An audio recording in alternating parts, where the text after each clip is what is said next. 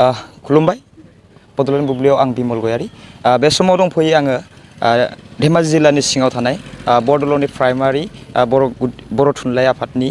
मावख'आव बे समाव दङ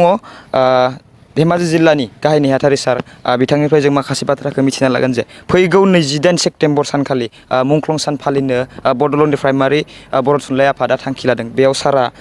मा बिबुंथि होगोन सारनिसिम मिथिनो लागै आवगायबोदों गिबि गिबियावनो बड'लेण्ड बुब्लिनिसिम साबायखर बावहरबाय जिहेतु नोंथांमोना एसे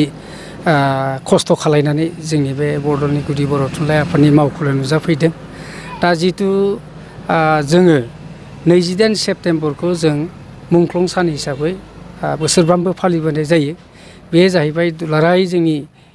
जेसेबांनिखि बर' बिजों फरायसालिफोर दं आरो जेसेबांनिखि जोंनि बर' थुनलाइ आफादनि मावखुलिफोर दं बे मावखुलियाव जोङो 28 सेप्तेम्बरखौ जों मुंख्लं सान हिसाबै फालिनाय जायो मानो होनोबा बै समाव जोंनिया जिथुनिखि बर' राव बर' हारिमु आरो बर'खौ मोजां मोनग्रा जोंनि माखासे सानसुमैफ्रा नारा नाथा नाजानायनि गेजेराव जोंनिया 1963 मायथाइयाव जोङो बर' बिजोंखौ जोङो गुदि फरायसालियाव गायसनजेननो हादों दा बिनि उनाव जोङो फारियै जोङो माने फैयै फैयै दा माने जोंनिया मुलुगसोलोंसालिसिम सफैबाय आरो बिनि गेजेराव जोंनियाव मा जाहैबाय जोंनियाव 1974 मायथाइयाव जोंनिया जिथुनिखि रमान स्क्रिप्ट बे रमान स्क्रिप्ट बिनायाव जोंनियाव माखासे गोबां जायफोर बर' राव बर' हारिमु आरो बिजोंखौ मोजां मोनग्रा बिथांमोना मोनसे सोमावसारदोंमोन बे सोमावसारनायनि बेलायाव आसाम सरकारा पुलिसनि गेजेरजों जोंनि माखासे जायफोर सोमावसारग्रा बे सोमावसारग्रा माखासे मानसिफोरखौ माने बिसोरो माने इनाय खालायदों आरो माखासेखौ माने बिसोरो माने सिलाइनि बारुदजों बिसोरो माने गावथारनानै जोंनियाव गासै 18सा बर' मानसिफ्रा मुंख्लं जादों दा बेखौ लानानैनो दुलाराय जोंनि जिथुनिखि मिरु बर' थुनलाइ आफाद जोङो माने बै सानखौ जोङो बोसोरफ्रामबो जोङो बे 28 सेप्तेम्बरखौ जों मुंख्लं सान हिसाबै फालिनाय जायो आरो बेखौ लोब्बा लाखिनानैनो जोङो मिरु बर' थुनलाइ आफादनि बिथोन बायदि जोङो 28 सेप्तेम्बर सानखालि जोङो बड'लेण्डनि गुदि बर' थुनलाइ आफादाव गासै धेमाजि जिल्ला बर' थुनलाइ आफादनि बिथोन बायदि माने बिथांमोना सानसेनि हाबाफारि लानानै बिथांमोना मोनसे हाबाफारि लादों बे हाबाफारिनि गेजेरजों जोंनि बड'लेण्डनि गुदि बर' थुनलाइ आफादाव जेसेबांनिखि गुदि गेजेर गोजौ आरो जौमा फरायसालि दं बै फरायसालिफोराव माने जेसेबांनिखि फरायसा फरायसुलिफोर दङ बिथांमोना माने खन्थाइ आवरायनो फैगोन बे खन्थाइ आवरायनायखौबो जोंनि जिथुनिखि सायख'नानै दोनखानाय बायदि गुदि आरो गेजेर फरायसालिनि थाखाय जोंनिया माने जोंनि जोनोम हादोर बे खन्थाइखौ जों माने सायख'नानै दोनदों आरो गोजौ आरो जौमा आरो जौसिन फरायसालिफोरनि थाखाय मोस्रोम बायदि होननाय मोनसे खन्थाइ दङ बे खन्थाइखौबो जोङो माने सायख'नानै दोनखादों बै दिनखालि जोङो मा जाहैबाय बान्था हिसाबै सेथि नैथि थामथि जायफोरनिखि मोजां पारफरमेन्स देखायनो हागोन मोजां दिन्थिनो हागोन खन्थाइ आवरायनो हागोन बिथांमोनखौ जोङो सायख'नानै दोनगोन बै सायख'नायखौ जोङो माने जेब्लानोखि जोंनि बर' थुनलाइ जोनोम सान 16 नभेम्बर सानखालि जोङो माने मा खालायगोन बेखौ जोङो माने फोसावगोन आरो बिथांमोननो बान्था हिसाबै माबाना हरनाय जागोन आरो लोगोसे बेनो मोनसे खोब जोङो बे मिडियानि गेजेरजों जों फोरमायहरनो सानदोंदि जोंनिया 28 सेप्तेम्बर खालि जोंनिया मिरु बर' थुनलाइ आफादनि बारग' जोंनिया बिह्रम बर' सारखौ सिनायनो हायि बिग्रायानो जा सोरबायानो जा जों मिन्थिया अब्लाबो माने बेखौ गावथारदों बे गावथारनायखौ लानानैनो जोङो 28 सेप्तेम्बर सानखालिबो जोंनि जेसेबांनिखि बर' थुनलाइ आफादनि मावखुलिफोर दं बै मावखुलिफ्राव जोङो माने हैदिन जोङो सोरबां सान हिसाबै जों फालिनाय जागोन आरो दा बेखौ लानानैबो जों नैबेनि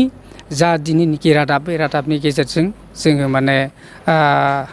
मिरु बर' थुनलाइ आफादनिसिम आरो गोबां जिल्लासिमबो जों माने बे रादाबखौ जों दैथायहरनाय जानो सानदों गोजोन्थों बेखिनियानोसै बे आफादनि प्राइमारि बर' थुनलाइ आफादगिरि सार बिथांनिफ्रायबो जों माखासे बाथ्राखौ मिथिनो सिगां मा बुंगोन सार जे फैगौ 28 सेप्तेम्बर सानखालि जिथुनिखि खन्थाइ आवरायनाय बादायलायनाय लादों बेयाव जिथुनिखि उन्दै उन्दै फरायसा बिथांमोनखौ लिंहरनाय जादों बेयाव बेसेबांसो फरायसाफोरा बाहागो लागोनखौ सारमोनहा जेनेबा थांखिदों लानांगौ खुलुमबाय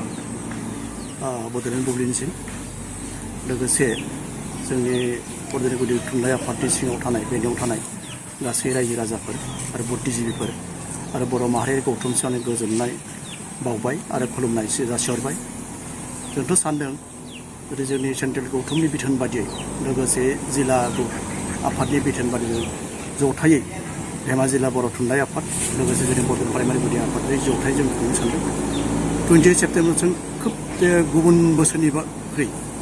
देग्लाय मोजांसिन खालामनो सानदों। जों बांसिन नोजोर होदों सोलोंथायाव। उन्दैनिफ्राय जों जुदि सोलोंथाइ माबाखौ मोजां लाबोआबा जों माने उनहालागै हाहैया। बेनिखायनो गुदि थाखोनिफ्रायनो जों माने सोलोंथाइनि सायाव खोब नोजोर होदों। बेनिखायनो गुदि थाखोनिफ्रायनो खन्थाइ आवरायनाय बादायनाय बिदि लादों। बेनिखायनो गिबियावनो जों खन्थाइ आवरायनायखौ जों थाखो 4नि जेरै जोंनि जोनोम हादर बे खन्थाइखौ जों लादों आरो कलेज लेभेल हाइ स्कुलनिफ्राय कलेज लेभेलसिम मोस्रोमबादि बे खन्थाइखौ जों लादों। आसा खालामदों जोंनि माबायाव जेरैसिबां फरायसालिफोर दं फ्राय रादाब मोननायाव आं खबर लागासिनो दं। प्रत्येकटा स्कुलनिफ्रायनो प्राइमारि गुदि बा फरायसालिनिफ्रायनो माने साब्रैया फैजोबगोन आं रादाब होदों आरो कलेज लेभेलनिफ्राय फैगोन हाइ स्कुलनिफ्राय फैगोन। खोब गाजा गोमजायै गुबुन बोसोरनि देग्लाय साबसिन जागोन बायदि सानदों। खारन जों माने अकल फार्स्ट सेकेन्ड थार्ड बेखौल' नङा जों टप 10 10 जनसिम जों बान्था होनायनि माबा लादों फोसावदों गिदिंहैदोंबो जोङो। बेनिखायनो बयबो रादाब हरदों गुदि फोरोंगिरि गाहाय फोरोंगुरु सारमोनाबो जोंबो थांगोन होननानै साबैसो लांनांगौ बेफोरखौ जों लाइजामबो हरखादों फोरमायहरखादों केन्द्र आफादनोबो बयबो गाजा गोमजायै फैनो होनदों। बेनिखायनो आसा खालामदों जाहाथे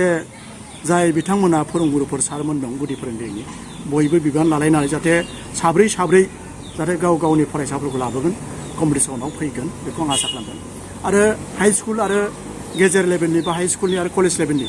सारमोनहाबो जाहाथे गाव गावनि फरायसाफोरखौ लाबोगोनखौ आं आसा खालामदों। आरो स्टुडेन्ट इउनियनबो जों फोरमायहरखादों बिथांमोनाबो लागोन मैखोमै बिथांमोनाबो जोंनो मदद होफादों। जोंबो फैगोन जोंबो मदद होगोन होनना बुंदों। निस्सय मुंख्लं साना 28 सेप्तेम्बरा जोंना खोब देग्लायनि गाजा गोमजायै जागोनखौ आं आसा फारिना दं आरो खारन जोंहा सोलोंथाइखौनो मेन लादों। बेनिखायनो आं सानदों गुबुन बोसोरनिख्रुइ देग्लायनि जोंनि मुंख्लं सान फालिनाया खोब गाजा गोमजायै जागोनखौ आं आसा खालामदों आरो आसा खालामो बे हाबाफारियाव बयबो रायजो राजाफ्रा बा बुद्धिजिबिफ्रा बा जोंनि फोरोंगुरुफ्रा गुदिनिफ्राय गोजौसिम फरायसालिफोरनि फोरोंगुरु सारमोना जाहाथे फैनानै जों बाहागो लाफैगोन आरो थुलुंगा होफैगोन बेखौ आं आसा फालिनानै बयनिसिमबो आंनि गोसो गोरबोनि खुलुमनाय सिबिनायखौ जासिहरबाय। जाहाथे जोंनि थुनलाइनि जिथु साननाय सान्थौफोरखौ जाहाथे जोंनि बुद्धिजिबिफ्रा जोंनो मदद हरो थुलुंगा होयो बेखौनो रायजो राजानिसिम बुद्धिजिबिजों आं खुलुमनानै आंनि सिबिनाय खुलुमनायखौ बावहरनानै आंनि सुंद' बिबुंथि एसेयावनो फोजोबबाय। गोजोन्थों। सेरफांगुरियाव बाजाज बाइक लानो गोसो गुदुं सुबुंफोरनि थाखाय गाहाम खौरां। सेरफांगुरियाव थानाय पंका एन्टारप्राइज बाजाज शोरूमा फैगौ 25 सेप्तेम्बरनिफ्राय 29 सेप्तेम्बरसिम मेगा लन काम एक्सचेन्ज मेला खुंफुंगोन। बाइगिरि बिथांमोननो आरसि इन्सुरेन्स लाफानानै 10,999 रां बेसेनावनो लवेस्ट डाउन पेमेन्ट होनानै बाइक लानो हागोन आरो 500 रां होग्रोनानै गोसोबायदि बाइकखौ आवग्रिना दोननो हागोन। नोंथांमोना सेरफांगुरियाव थानाय पंका एन्टारप्राइज बाजाज शोरूमजों लोगोसे कसुगाव फेस्टिभ आउटलेट आरो सराइबिल फेस्टिभ आउटलेट ब्रान्च शोरूमावबो खुंफुंजानाय मेगा लन काम एक्सचेन्ज मेलायाव फैनानै नोंथांनि लुबैनाय बाजाजनि बाइकखौ लांफैनो हागोन। पंका एन्टारप्राइज बाजाज शोरूमा लोगोसे मोजां अफार लाफादेरदों। 5 लिटार पेट्रल फ्रि गंनि हेलमेट फ्रि केस होनानै बाइक बायगिरिफोरनो 2,000 रां केशबेक हरफिननाय जागोन आरो मेगा लन काम एक्सचेन्ज मेलायाव बाइक बायगिरिफोरनो 1 बोसोरनि थाखाय 2 खेब फ्रि वाशिं होनाय जागोन। आबुङै मिन्थिबावनो थाखाय 6003817191 9101547892 आरो 9101598021 जानबुं नम्बराव खौरां लाहरनो हागोन।